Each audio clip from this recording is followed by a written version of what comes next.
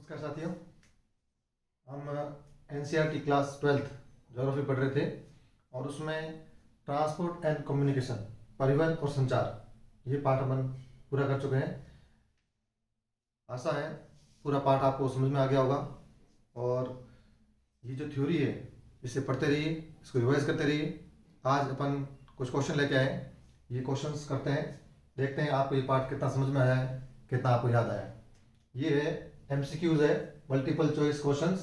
और आपको ध्यान होगा कि ये जो ऑब्जेक्टिव क्वेश्चंस हैं ये बोर्ड एग्जाम में भी आते हैं और आगे जो कॉम्पिटिटिव एग्जाम है उनमें भी ये बहुविकल्पीय जो प्रश्न है ये पूछे जाते हैं।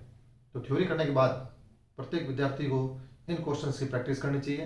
इन प्रैक्टिस से क्या होता है कि ये क्वेश्चंस जो है आपकी मेमोरी को वापस रिवाइज करते हैं और आपको भी ध्यान पड़ जाता है कि आपको ये पाठ कितना समझ में आया, कितना याद हुआ है। तो चलिए क्वेश्चन करते हैं। पहला क्वेश्चन है, भारतीय रेल प्रणाली को कितने मंडलों में विभाजित किया गया है? बताइए, भारतीय रेल प्रणाली को कितने मंडलों में विभाजित किया गया है? 9, 12, 16 या 14? अगर याद है तो बहुत सिंपल है, आराम से आप बता सकते हो। इसका आंसर है 16।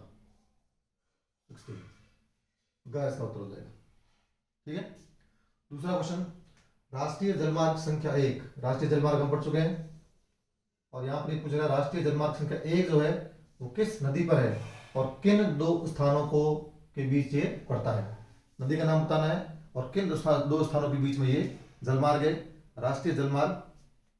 ऑप्शन आपके पास है ब्रह्मपुत्र नदी पर, सादिया और धुबरी के बीच, गंगा नदी पर, हल्दिया और इलाहाबाद के बीच, पश्चिमी तट नहर कोटापुरम से कोलाम और ब्रह्मपुत्र नदी पर लखीमपुर से पांगा। ये 4 ऑप्शन है। 4 में से कौन सा जो है राष्ट्रीय जलमार्ग संख्या 1? क्या होगा इसका आंसर? इसका आंसर होगा ख, गंगा जो है हल्दिया से इलाहाबाद। ये पढ़ चुके हैं। राष्ट्रीय जलमार्ग संख्या 1 है, आंतरिक जल प्रवाह के अंदर हमने पढ़ा था ये। और कौन कौन से जो है स्टेट इसे लाभान्वित होते हैं ये आप जरूर कमेंट बॉक्स में बताएंगे। अगला देखते हैं। तीसरा, भारत में पहला रेडियो कार्यक्रम किस वर्ष प्रसारित हुआ था? संचार के अंदर हमने देखा था कि जो रेडियो कार्यक्रम है ये कौन से साल में हुआ था? 1911, 1927, 1937 या 1923? सोचिए और बताइए क्या आंसर है। 1923 घ उत्तर हो जाएगा इसका। ठीक है, आगे चलें। अगला है, ब्रॉड गेज में रेल पटरियों के बीच की दूरी होती है।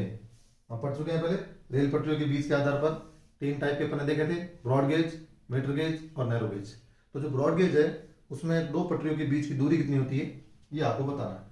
ऑप्शन है 0.762 मीटर, ख 1 मीटर, 1.956 मीटर या 1.616 मीटर।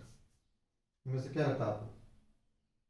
ब्रॉड गेज है, ब्रॉड का मतलब भी चौड़ा होता है, चौड़ा है तो 1 मीटर से तो ज्यादा ही होगा। तो 1 मीटर तो होगा नहीं, ये कैंसिल। ये 1 मीटर से कम है क्योंकि 0.7 है, ये दोनों तो कट हो गए। इनमें देखें तो 1.95 ये लगभग 2 मीटर के पास पहुंच गया है। 1.616 आंसर हो जाएगा 1.616 घ उत्तर हो जाएगा आपका। ये है रेल पटरियों के बीच की दूरी। अगला देखें, भारत में स्वर्णिम चतुर्भुज परियोजना में प्रमुख सड़क की लंबाई कितनी है? स्वर्णिम चतुर्भुज योजना, सड़क परिवहन जब पढ़ा था, रोड ट्रांसपोर्ट, उसमें बहुत इंपॉर्टेंट टॉपिक है स्वर्णिम चतुर्भुज परियोजना। इसकी लंबाई पूछी गई है, कितनी लंबाई है?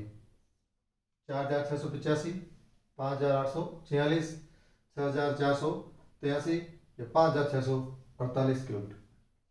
क्या लग रहा है आपको? 5000 के आसपास आपने याद किया होगा इसको। 5000 के अंदर 2 ऑप्शन दिख रहे हैं, एक है 5846, एक है 5648। क्या होना चाहिए इसमें? 5846 किलोमीटर, ये इसका आंसर हो जाएगा ख। ठीक है, अब देखते हैं अपने आप का आकलन स्वयं कीजिए आप कि आपने जो ये पाठ किया है, ये जो टॉपिक किया है, ये जो बहुत इंपॉर्टेंट है आगे कॉम्पिटिटिव एग्जाम के लिए भी, तो आपकी कितनी तैयारी हुई है, कितना आपको याद है। अगला क्वेश्चन है, भारत में उत्तर पश्चिम गलियारा, उत्तर पश्चिम गलियारा, उत्तर दक्षिण गलियारा, उत्तर दक्षिण गलियारा जो है किन 2 शहरों को जोड़ता है? पुराने पेपर अगर आप उठा के देखोगे तो बहुत सारे कॉम्पिटिटिव एग्जाम के पुराने क्वेश्चंस में आ भी चुका है। पिछले बार एक आरएस में क्वेश्चन पूछा था, ये उसमें पूर्व पश्चिम गलियारा पूछा था। यहाँ पर है उत्तर दक्षिण गलियारा। उत्तर दक्षिण गलियारा जो है किसको जोड़ता है? श्रीनगर को हैदराबाद से, सिलचर को पोरबंदर से, दिल्ली को चेन्नई से, कन्याकुमारी को श्रीनगर से। सोचिए, उत्तर दक्षिण है तो ये तो हो गया नहीं, क्योंकि सिलचर असम में और पोरबंदर गुजरात में, तो ये तो पूर्व पश्चिम हो गया, तो कट ही हो गया। दिल्ली को चेन्नई से, दिल्ली उत्तर में ठीक है, चेन्नई नीचे है, लेकिन ये थोड़े ऊपर रह गए और ऊपर चलना है अपन को, दिल्ली से ऊपर, इधर चेन्नई से नीचे आना है। इधर देखें श्रीनगर जम्मू कश्मीर उधर है उत्तर में, हैदराबाद तेलंगाना नीचे है, लेकिन हमें तेलंगाना से भी नीचे जाना है। नक्शे में अगर आप देखें तो ये आराम से आपको याद रह जाएगा। इसलिए जब भी आप भूगोल पढ़ें नक्शा जरूर साथ में रखें और उसके साथ प्रैक्टिस करते जाएं। एक ऑप्शन बच रहा है कन्याकुमारी और श्रीनगर। कन्याकुमारी तमिलनाडु में, श्रीनगर जम्मू कश्मीर में, सबसे ऊपर का और सबसे नीचे का, ये आंसर हो गया कन्याकुमारी और श्रीनगर, उत्तर दक्षिण गलियारा। एक मैं आपसे क्वेश्चन और पूछना चाहूंगा इसमें कि उत्तर दक्षिण जो गलियारा है इसकी लंबाई कितनी है, इसको आप कमेंट बॉक्स में लिखिए। अगला है भारतीय रेल की स्थापना। भारतीय रेल की स्थापना कब हुई? पढ़ा था आपने भारतीय रेल की स्थापना कब हुई है? अंग्रेजों के शासन के समय अंग्रेजों द्वारा की गई थी। 1952 तो होने से रहा, क्योंकि भारत आजाद होने से पहले ही भारतीय रेल की स्थापना हो चुकी थी। 1836, 1853, 1857 क्रांति हुई थी, उससे जस्ट पहले, मतलब 1853 जो है इसका आंसर हो जाएगा। ठीक है, एक क्वेश्चन इसके साथ भी पूछना चाहूंगा कि भारतीय रेल जो है, प्रथम भारतीय रेल भारत में कहां से कहां तक चली थी? उन स्थानों के नाम आप कमेंट बॉक्स में लिख के बताइए। नेक्स्ट लास्ट क्वेश्चन, भारत में उत्तर पश्चिम रेल मंडल का मुख्यालय कहां पर है? रेल मंडल पर पढ़ चुके अपन, 16 रेल मंडलों में विभाजित दिया हुआ है, और उसमें से एक रेल मंडल है उत्तर पश्चिम रेल मंडल, और इनके मुख्यालय कहां है? तो ये 16 अगर आपको याद नहीं होते हैं तो मुख्य आप जरूर याद कीजिए। पूर्व, पश्चिम, उत्तर, दक्षिण, 4 दिशाएं ये हो जाएगी।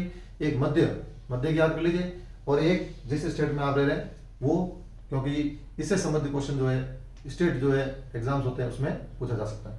तो उत्तर पश्चिम जो रेल मंडल है ये कहाँ पर है? मुंबई पश्चिम में है, लेकिन यहाँ पर उत्तर पश्चिम का मुख्यालय नहीं है, उत्तर पश्चिम का है जयपुर। इसका उत्तर हो जाएगा ख, जयपुर। ठीक है, तो ये 8 क्वेश्चन जो है ये आपके सामने लाए गए। आपने खुद ने आकलन कर लिया होगा कि जो टॉपिक आपने पढ़ा है ये आपको कितना समझ में आया है, कितना आपको याद हुआ है। इस पार्ट से 8 क्वेश्चन और अगली वीडियो में लेके आएंगे। तो इस बार अगर आपकी कोई कमी रह गई है तो अगली वीडियो में आप उसको दूर करें और उसको अच्छी तरह से याद कर लें, ताकि ये इंपॉर्टेंट क्वेश्चन जो है आपको आने वाले एग्जाम में हेल्प करेंगे। धन्यवाद।